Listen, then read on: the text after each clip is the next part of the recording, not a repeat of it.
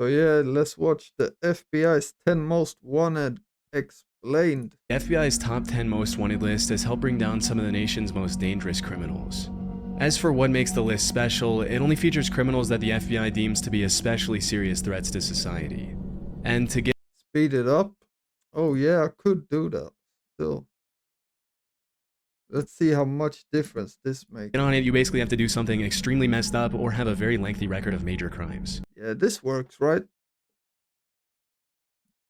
The story behind the list goes that back in 1949, a reporter asked the FBI to list out the 10 toughest guys that they were trying to catch so they could ask the public for help. After obtaining the list, the reporter published the criminals' pictures on the front page of the Washington Daily News, and the rest is history. Since then, the FBI has been able to catch almost 500 wanted fugitives thanks to public tips. Yo, Paul. These are the current criminals on the list. Okay, these are the current guys and girl on the list. Bhadresh Kumar Chetanbhai Patel. Damn, that's a name. Bhadresh Kumar. On April 12, 2015, a CCTV camera captured two Dunkin' Donuts employees, one male and one female, walking It's the FBI's 10 most wanted explained. towards the shop's back room at around 9:30 p.m. before disappearing from view. A few seconds later, the man comes back into the camera's view, and it seems as if nothing out of the ordinary took place in the minute that went down between the two clips. A few minutes later, customers alerted the police when they didn't see any employees in the shop, and that's when the cops discovered something horrifying. Lying on the floor of the shop's back room was an Indian woman named Palak, lifeless, Oh, what the hell? who had been pummeled to death by the man in the footage. As it was later revealed, the man who took Palak's life was her husband, Bhadresh Kumar. Oh shit, it was his wife. Rest in peace, man. As the authorities later learned, the couple had been through a series of major arguments in the months leading up to that day. According to court documents, the two of their visas were about to expire in a few weeks. Palak wanted to go back to India, but Bhadresh Kumar wanted to stay in the US, and it looks like he couldn't find a better way to communicate his frustration with the situation than to brutally take his wife's life. After the crime, Bhadresh Kumar was last seen taking a taxi from a hotel in New Jersey to a train station in Newark, but what he did after that is really anyone's guess. To bring more attention to a suspect who might otherwise walk away scot-free, the FBI placed him on the most wanted list. As of today, I mean, that doesn't seem very like top 10 most wanted to me, but I mean, it's still a murder, but I would expect more on the top 10. there's a $250,000 reward to bring the suspect $250,000 reward on his head. into custody. Or with information, not on his head. But almost 10 years after the crime, it looks like that won't happen anytime soon. Damn. Alejandro Rosales Castillo. The youngest suspect on the most wanted list, 26-year-old Yeah, he looked young as Alejandro hell. Rosales Castillo has been on the FBI's radar for more than 8 years. In 2016, he shot his female coworker Sandy Lee in a wooded area in Cabarrus County, North Carolina. A few days later, the female victim's car was located at a bus station in Phoenix, Arizona. As the authorities later found out, there were multiple Yeah, exactly, Paul. That's what I was thinking as well. people involved in the case, with the main ones being the victim, a woman named Amia Feaster, and Alejandro himself, all of whom worked together at a restaurant in R.I.P. to the girl. Charlotte. During the investigation, the cops learned that Sandy Lee and Alejandro had briefly dated, and after their breakup, Castillo started dating his other coworker, Amia Feaster. According to court documents, Sandy Not work drama, man. Lee had apparently lent some money to Alejandro, and on August 9th of that year, he texted her to meet up with him at a quick trip located on Eastway Drive in Charlotte, claiming that he was going to pay her back. Disturbingly, that's when Castillo decided to rob her at gunpoint, take her life, and flee to Mexico. In an eerie clip of CCTV footage that was later released by the So because he was too broke to pay his debt to his ex, he robbed her and killed her. Damn, that's a different level of bum, man. authorities, the suspect can be seen crossing the Mexican border through Nogales, Arizona, along with his girlfriend Amia. A couple of months later that same year, Amia turned herself into the authorities in Mexico and was charged with accessory after the fact of felony murder and larceny of a motor vehicle. So the girl was arrested in Mexico. Amia turned herself into the authorities in Mexico, along with his girlfriend Amia. A couple of months later that same year, Amia turned herself into the authorities in Mexico and was charged with accessory after the fact of felony murder and larceny of a motor vehicle. Based on her testimony, she and Alejandro had been staying with the killer's cousin. At some point, Castillo had once again disappeared with no explanation, and that's when she decided to turn herself in. As of 2024, the FBI has no further clues that could lead to Castillo's arrest. Right now, all they know is that he's probably still living in Mexico. The last time he was seen, he wore his hair short and shaved on the sides, but that's pretty much all they have to go on. As of today, there's still a $250,000 reward out for his arrest, but there have been no further updates on his case. Before we move on, I wanted to take some time to talk. Did I watch the final yesterday? No, I didn't, man. About this video's sponsor, Aura, which has become a really big deal lately because hackers may have just stolen the social security numbers, monitors to the network manager in the book line. Serious. Was it good?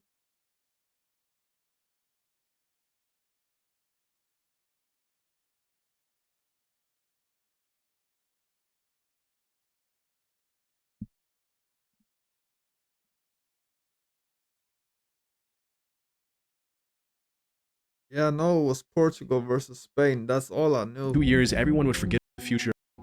Either you can go to Aura Ignatova. Ruja Ignatova. Leao had them on ropes.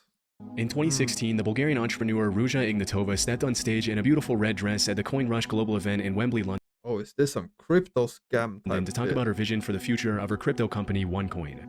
During the presentation, she claimed that in 2 years, everyone would forget about Bitcoin and that OneCoin would dominate the crypto world as the one true cryptocurrency. It's hard to imagine that any of her excited, applauding investors knew that they were stepping into what was later described by the New York Times as one of the biggest scams in history.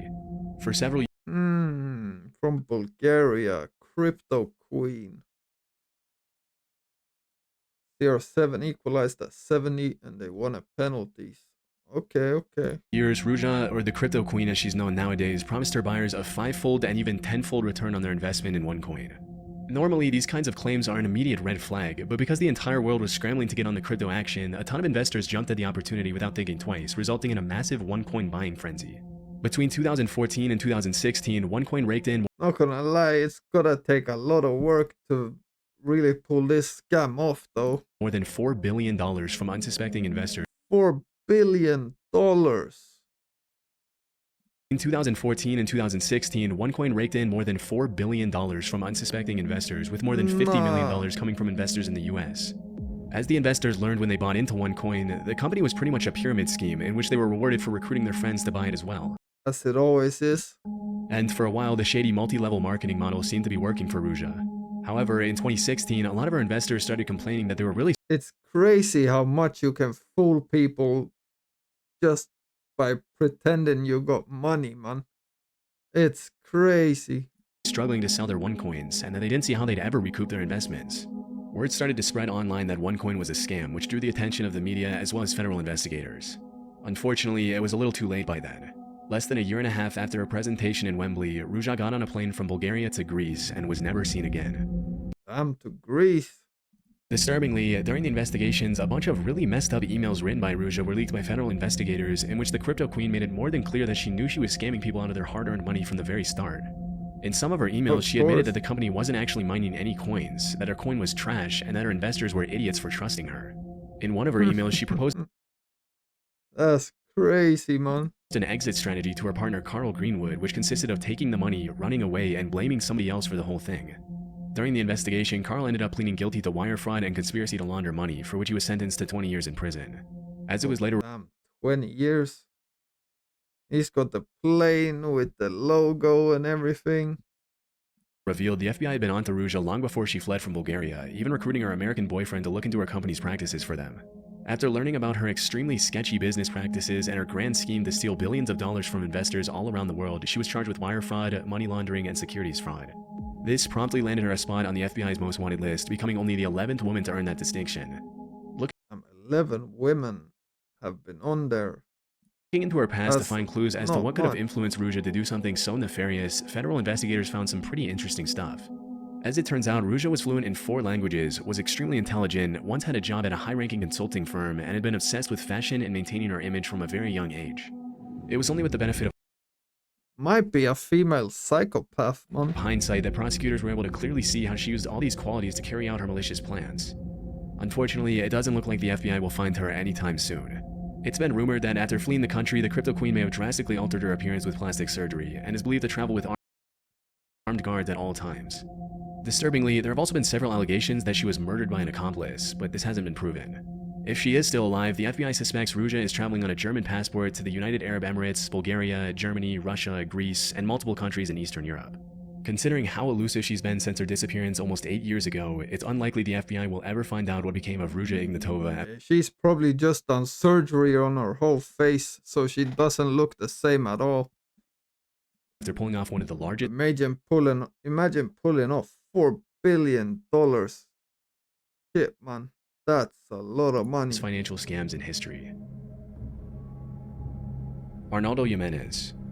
On May 12, 2012, Arnaldo Jimenez and his wife Estrella went out to celebrate their wedding in a black 2006 four-door Maserati. Less than 24 hours after the couple had said their vows, Arnaldo knifed his wife to death in the car, dragged her into the bathroom tub of her apartment in Burbank, Illinois, and disappeared without a trace. When Estrella didn't come back to pick up her kids at school the next day, her family called the cops, who ended up finding Estrella's remains still in her wedding dress in her bathtub. Immediately, a nationwide search for Arnaldo was launched, but by that time the suspect was long gone. During the investigation, it was revealed that Jimenez It seems like it's a lot about like people who've just escaped the cops.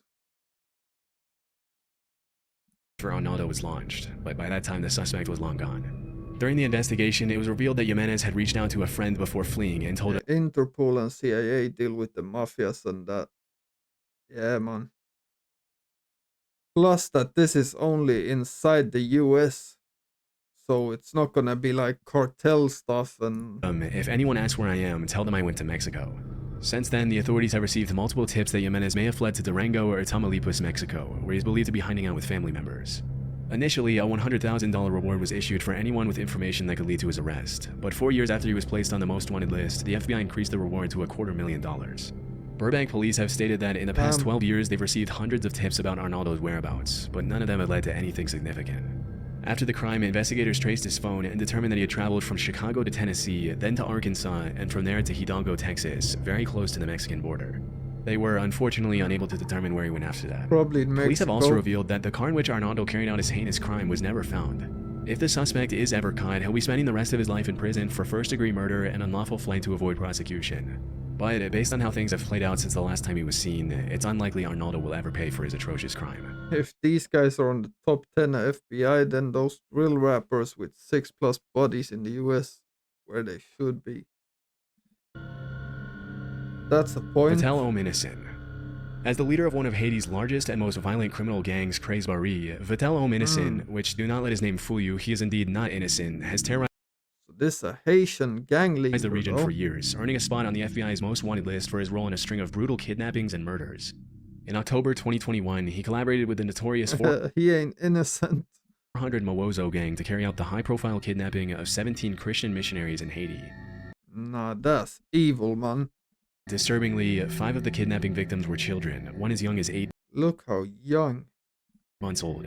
Held at gunpoint, the hostages were reportedly kept captive for 2 months while the gangs demanded a 2 months. ransom of $1 million per hostage. It was $1 million per hostage. Damn. only after an anonymous donor paid an undisclosed sum to Craze Barry and 400 Mawozo that the missionaries were finally released. Based on Oh shit, somebody paid it. Anonymously. court documents, Innocent and his crew ended up spending the ransom money on weapons. That same year, the Haitian president was assassinated. They did not get that much money then, if they spent it all on weapons. Innocent and his crew ended up spending the ransom money on weapons.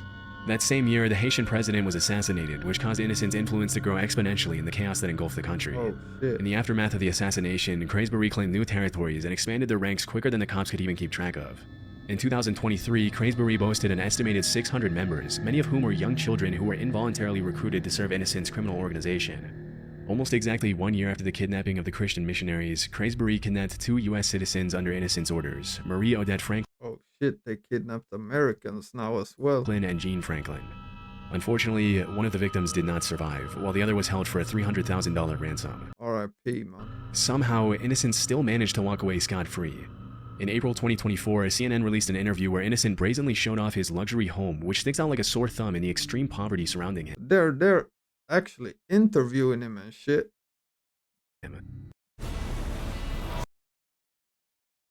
Like doing an MTV Cribs at a gang leader's house. Surrounded by gold-rimmed couches and chairs, What the Innocent hell? explained to the reporter how he came to power.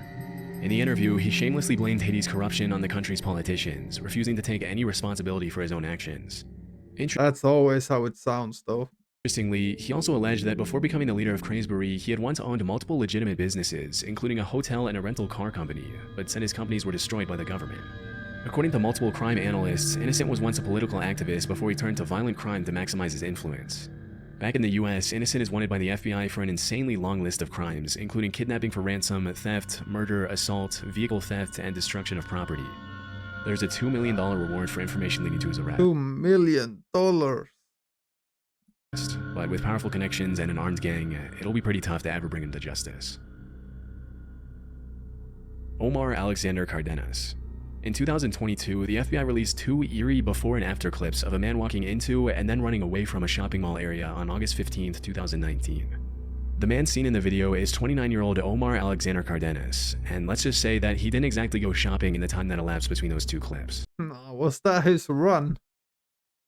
Alexander Cardenas, and let's just say that he didn't exactly go shopping in the time that elapsed between those 2 clips. After disappearing from the camera's view, Omar walked up to a man standing outside the Hair Icon barbershop at an outdoor shopping center and fired several rounds from his semi-automatic handgun at his head, killing him instantly. Did he eat someone? It's crazy. Immediately after committing the crime, Omar fled the scene a little after Rest in peace, 4 p.m., as he can be seen in the eerie FBI footage. A suspected member of the Pierce Street gang in Los Angeles, and often going by the nickname Dollar, Omar is suspected to have fled to Mexico to seek refuge among his relatives. In September 2021, a federal arrest warrant was issued for the suspect after he was charged with murder and unlawful flight to avoid prosecution, thanks to which he was pinned on the most wanted billboard. Look at that picture, man. This guy's definitely one of them guys that got bullied and then joined a gang to feel some power, man. Even though he committed a brutal crime pretty much in broad daylight and didn't exactly shy away from the cameras after doing it, the cops seem to know surprisingly little about Omar. The only things they really know about him are that he's around 300 pounds, wears thick prescription glasses, has at 300 pounds. least 1 tattoo, and is considered armed and dangerous. Which alone is hardly enough to track down a criminal who's crossed international borders to flee prosecution. With time, hopefully more Yeah, all of them are hiding in Mexico, man. information will surface leading to his potential extradition and arrest, but for now, it looks like Omar will remain a most wanted criminal. Yulan Adonai Archaga Carayas. Back in the 80s, a gang known as the Mara Salvatrucha Back in the 80s. was set up to protect Salvadorian immigrants from other gangs in the Los Angeles area. Fast forward a couple of decades, and the Mara, or the MS-13 for short, had become one of the most brutal and violent criminal Is this the guy who started MS-13? organizations in the world.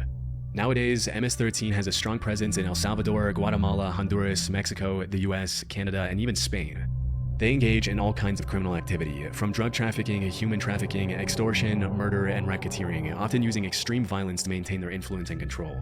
For many years, a man named Yulan Adonai Archaga Carayas operated as the head of MS-13's criminal activities in Honduras, providing support and Being the head of MS-13, then it makes sense that you're on the list, man. resources to the gang in Central America and the US with firearms, narcotics, and loads of cash.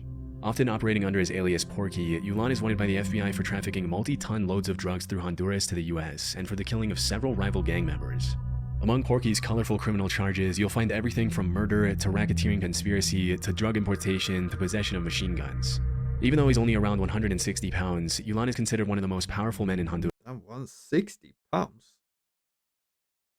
That's a small guy, man. As the MS-13 gang has had the country in a chokehold for years. The most shocking part of the story is that at one point, Porky had already been apprehended by the Honduran authorities and was even taken to a courthouse for a hearing on charges of murdering 2 Honduran prosecutors. But during the hearing, 20 armed men dressed up in the same clothes as the anti-gang police units walked into the Hold on. They said killing 2 prosecutors. But during the hearing, taken to a courthouse for a hearing on charges of murdering 2 Honduran prosecutors. But during the hearing, 20 armed men dressed up in the same clothes as the anti-gang police unit walked into the building escorting a veiled suspect and suddenly opened fire on the guards. In just a few seconds, the men Hey, yo, that's nuts. subdued the guard and safely escorted Porky out of the courthouse, killing 4 police officers in the process. For obvious reasons, Porky They broke him out. is considered armed and extremely dangerous. Due to the sheer nature of 5 mil for information. his crimes, the FBI is offering $5 million to anyone who can provide information leading to his arrest. One of the things that makes it extremely difficult to track a suspect like Porky down is that he's taken every possible measure to fly under the radar. Although he's believed to still be in Honduras, he and his security team use untraceable numbers from Israel and Poland, and he goes to extreme lengths to keep his whereabouts a secret when he contacts his From Israel to Poland. team. Use untraceable numbers from Israel and Poland, and he goes to extreme Okay, lengths to keep his numbers. whereabouts a secret when he contacts his family. Although the hunt for Porky is far from over, he's likely to remain one of the most elusive and dangerous fugitives on the FBI's most wanted list for years to come. Yeah. Crazy. Shouldn't El Mencho be there? Possibly, but it's also possible that he's not done stuff in the US. So maybe he's not on the list Alexis because of that. Flores. One seemingly peaceful afternoon in July 2000, 5-year-old Ariana De Jesus was playing on the street in Philadelphia with her sister and friends when her mom went No, not a little kid, man. out for a quick trip to the store. When her mom came back, she started living every parent's worst nightmare. Ariana had been taken by a suspicious man. Immediately, her mother reported her missing, triggering a citywide search for the 5-year-old girl. In a desperate effort to bring more attention to the disappearance, Ariana's family and friends covered every neighborhood wall, light post, and stop sign with flyers and missing posters, but nobody had any clue what had happened to the little girl. Unfortunately, after a few weeks of searching, the cops found her unresponsive in the basement of an abandoned apartment building just a few blocks away from where she had been taken. Rest in peace, man. Disturbingly, the authorities also found a t-shirt featuring a bold political logo at the crime scene, which they deduced belonged to the suspect. During the investigation, Political logo? a man came forward stating that he was pretty certain the t-shirt had belonged to a guy he only knew as Carlos, a drifter he had once employed as a handyman. Unfortunately, despite the promising lead, the case went cold for several years, leaving Ariana's family devastated and confused. It wasn't until 2007 that the authorities were able to analyze the shirt again thanks to recent advances in DNA technology. Yeah, killing a kid over political shit. That's nuts, man. Killing a kid in general, though.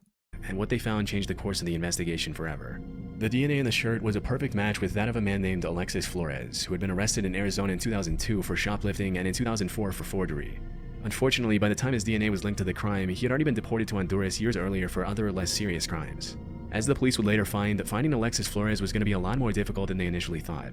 Throughout his colorful criminal career, Alexis had provided multiple fraudulent dates of birth and names. Despite his inclusion in the most wanted list, the only things the FBI really knows about him are that Alexis is around 5'4", 130 pounds, and has visible scars on his 5'4", 130 pounds.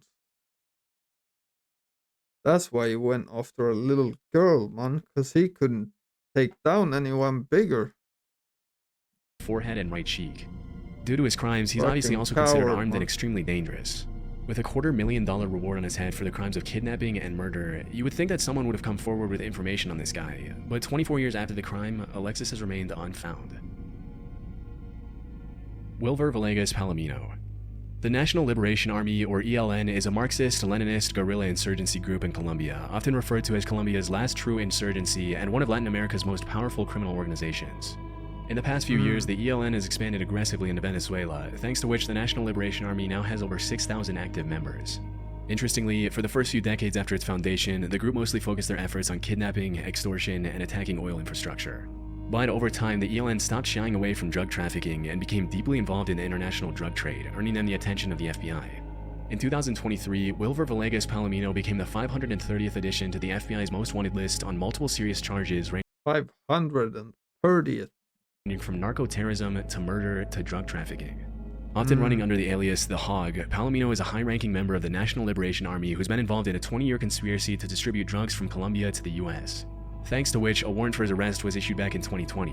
Wilver has also been accused of murdering multiple human rights advocates in Venezuela and the Catatumbo region in Colombia between 2017 and 2019. Due to his high rank and his responsibility in flooding the streets of Houston and other major US cities with drugs, the United States Department of State's Narcotics Rewards Program is offering a reward of up to $5 million for information leading to Palomino's arrest.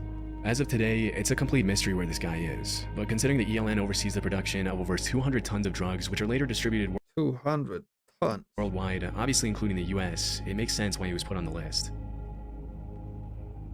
Donald Eugene Fields II. Since 2022, Yeah, this guy looks like Donald Eugene Fields has been wanted by the FBI for the alleged trafficking of at least one child in Missouri between of 2013 course, man. Fuck's sake. and 2017. According to the authorities, Fields took a 14-year-old girl and offered her to his friend Ted Sartori Jr. in exchange for cash, cars, motorcycles, vacations, and Christmas presents. Last known to live in Franklin County, Missouri, Fields has apparently been moving around the country since 2022, working sporadic jobs as a tree trimmer and independently selling used cars in an effort to fly under the radar. Based on court documents, it's believed that Donald probably took more than one victim, and that he might be hiding out with his girlfriend Jennifer Isgriggs, who is also wanted on a felony warrant for failure to provide child support. What the fuck?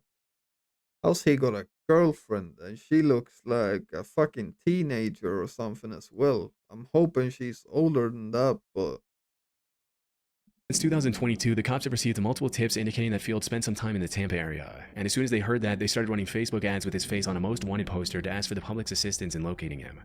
Unfortunately, it's likely that by then Fields had already fled to Silver, Missouri. The FBI has also placed large billboards with Fields' face in cities where he's known to travel, but so far it seems like he's managed to stay a step ahead of the cops. Earlier in 2024, Sartori, Fields' partner in crime, pleaded guilty to his charges and will face up to 30 years in prison. Good, man. He's 63. Hopefully he'll serve all the 30. He'll also likely have to pay $25,000 in restitution to his victim. Based on court documents, he'll be officially sentenced in early November 2024. As per the FBI's description of the suspect, Field has multiple scars on his body as well as a tribal print tattoo on his right shoulder. With such a big Of course, the tribal tattoo as well. Effort being made by the FBI to make this guy's face known, hopefully someday he'll be recognized by someone and promptly turned into the authorities. But for now, the cops have urged the public. Yeah, the last guys on this list were crazy. It got crazier and crazier, I'm not gonna lie, man. I think that was kind of the point, though. But yeah, damn, man. Some crazy people.